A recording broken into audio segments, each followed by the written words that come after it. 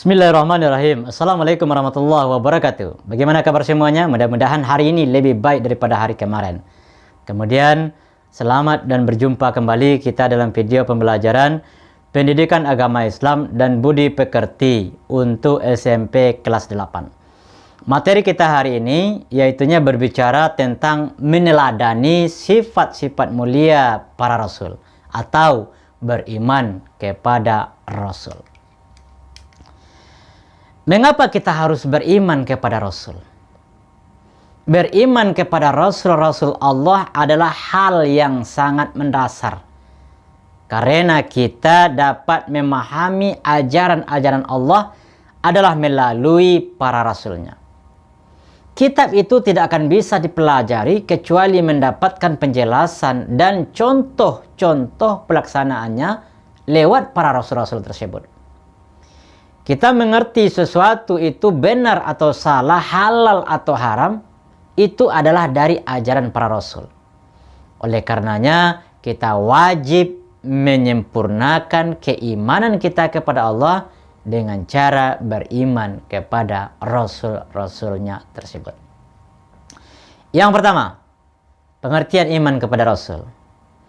Iman kepada Rasul berarti meyakini sepenuh hati bahwa Rasul itu benar-benar utusan Allah yang ditugaskan menyampaikan wahyu pada umatnya serta membimbing umatnya ke jalan yang benar agar selamat dunia dan akhirat. Nah, sekarang apa perbedaan antara Nabi dengan Rasul? Karena ada istilah Nabi, ada istilah Rasul. Nabi artinya kabar atau berita. Sedangkan Rasul artinya utusan. Utusan Allah.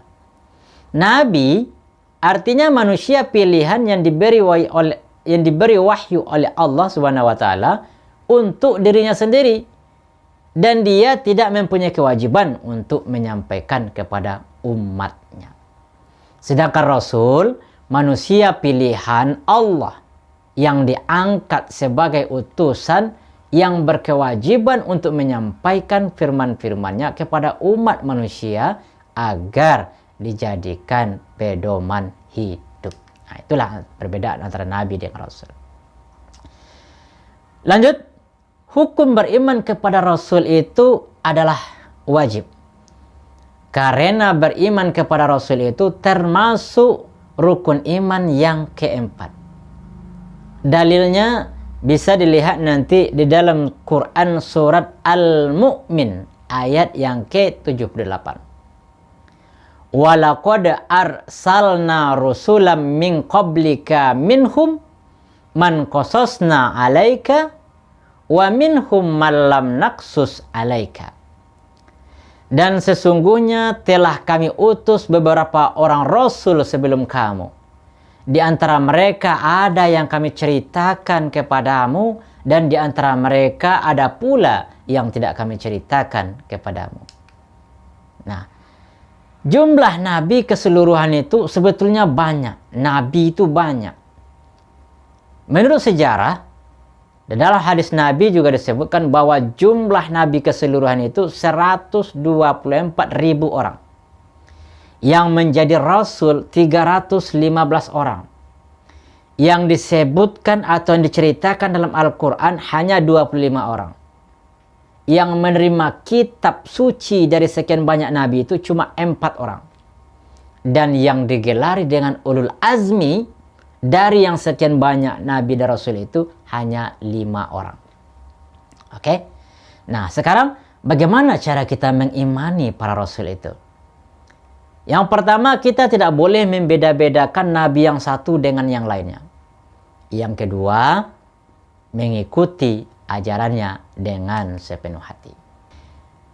Yang kedua, dalil atau dasar hukum beriman kepada Rasul itu, yaitunya surat Al-Baqarah ayat 285. Kullun amana billahi wa malaikatihi wa kutubihi wa rusulih. La nufarriqu baina ahadim min rusulih. Semuanya beriman kepada Allah, beriman kepada malaikat-malaikatnya, beriman kepada kitab-kitabnya, beriman kepada rasul-rasulnya, dan tidak membeda-bedakan Rasul yang satu dengan yang lainnya. Yang kedua, bisa juga lihat nanti dalilnya dalam Quran surat Al-Fat ayat ke-13. Wa man lam yu'min billahi wa rasulihi fa inna a'tadna lil kafirina sa'ira. Barang siapa yang tidak beriman kepada Allah dan Rasulnya, maka sesungguhnya kami telah sediakan buat orang-orang kafir itu neraka sa'ir. Nah, sekarang kita lanjut ke tugas para nabi dan rasul.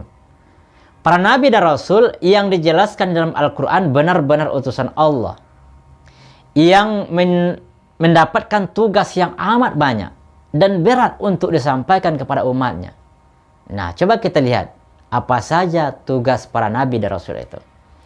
Yang pertama, tugas para nabi dan rasul itu adalah membawa kebenaran dari Allah. Yang kedua, membawa kabar gembira. Yang ketiga, memberi peringatan kepada orang-orang kafir. Yang keempat, menjelaskan cara mengabdi atau menyembah kepada Allah. Yang kelima, tugas para nabi dan rasul itu adalah menyempurnakan akhlak manusia. Kita lanjut dengan Rasul Ulul Azmi. Apa yang dikatakan dengan Rasul Ulul Azmi? Rasul Ulul Azmi itu artinya Rasul yang memiliki kesabaran dan ketabahan yang amat luar biasa dalam menyampaikan dakwah kepada umatnya. Karena ketika para nabi dan rasul itu berdakwah kepada umatnya, banyak ancaman, hinaan, cacian kepada mereka-mereka ini, kepada para nabi dan rasul itu. Tetapi ada 5 orang nabi yang digelari dengan Ulul Azmi tersebut. Karena mereka terkenal dengan kesabaran dan ketabahan yang luar biasa dalam menghadapi kaumnya. Mana mereka nabi rasul yang digelar dengan Ulul Azmi itu? Yang pertama Nabi Nuh. Yang kedua Nabi Ibrahim. Yang ketiga Nabi Musa. Yang keempat Nabi Isa. Yang kelima Nabi Muhammad. Inilah para nabi dan rasul yang digelari dengan Ulul Azmi. Kenapa? Karena mereka sangat tabah, sabar dalam menghadapi kaumnya. Oke, demikian materi kita hari ini. Semoga bermanfaat. Terima kasih. Assalamualaikum warahmatullahi wabarakatuh.